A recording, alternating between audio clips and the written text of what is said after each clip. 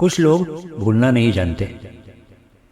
रात 10 बजे जब धीरज दुकान से थका हुआ घर पहुंचा तो उसने देखा कि मीना गुस्से में बड़बड़ा रही है। उसने कहा, क्या हुआ? वह गुस्से में बोली, क्या हुआ? तुम्हारे पापा अभी तक घर नहीं आए। वह शाम को बाहर गए थे। धीरज ने कहा, तुमने उनको कुछ कहा तो नहीं ना?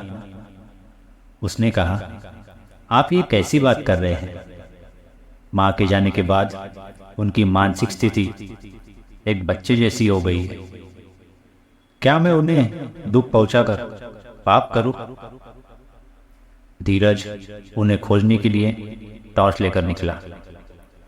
कई लोगों से पूछने के बाद किसी जानने वाले ने बताया कि उसने उन्हें कब्रिस्तान में जाते देखा था। नीलेश चौंक गया क्योंकि उनकी माँ को गुजरे हुए 1 महीना हो गया था। तो क्या पापा माँ की चिता के पास बैठे होंगे? उसे थोड़ा डर लग रहा था। वह बहुत अंधेरा था। वह डरते डरते स्मशान के दरवाजे पहुंचा। गेट खुला था, लेकिन उस वक्त वहां कोई नहीं था।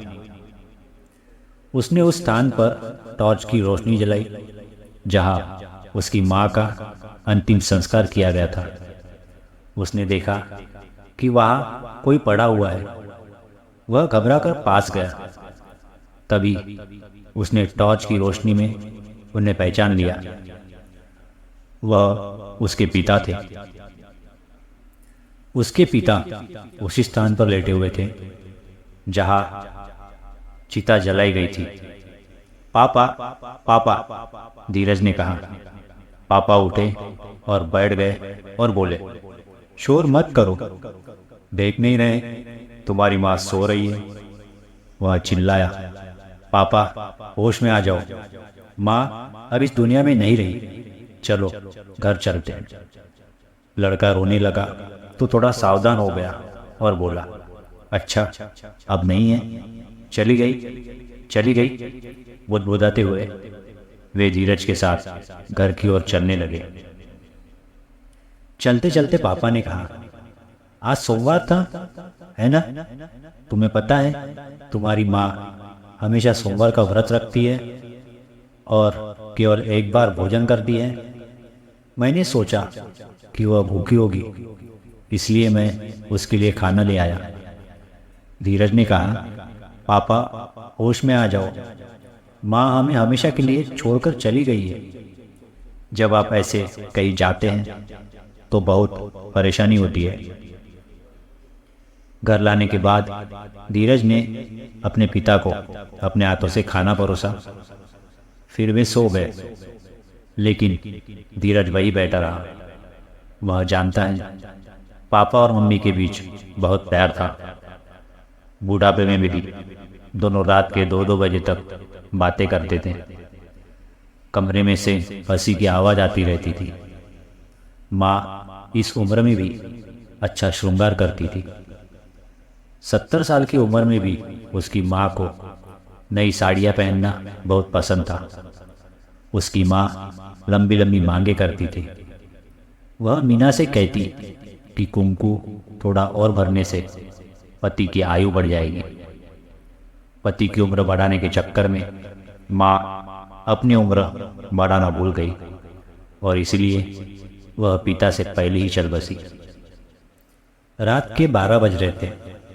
मीना उसे खाने की याद दिलाती है, तुम्हें सुबह दुकान जाना है।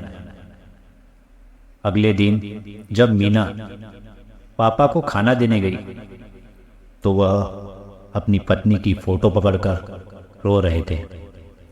मीना ने कहा, पापा जी, आप माँ को भूलने की कोशिश क्यों नहीं करते? आपकी हालत हम सभी को दुखी कर रही है। आपकी हालत देखकर आपके पोते पोतियाँ भी आपके पास नहीं आ रहे हैं। प्लीज पहले जैसे हो जाइए ना पापा जी। माँ के चले जाने के बाद हमारा ख्याल रखने के लिए केवल आप ही बचे हैं।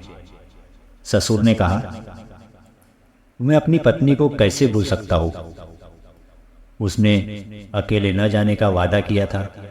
देखो, बुढ़ापे में वादा तोड़ दिया। वह चुपके से चली गई।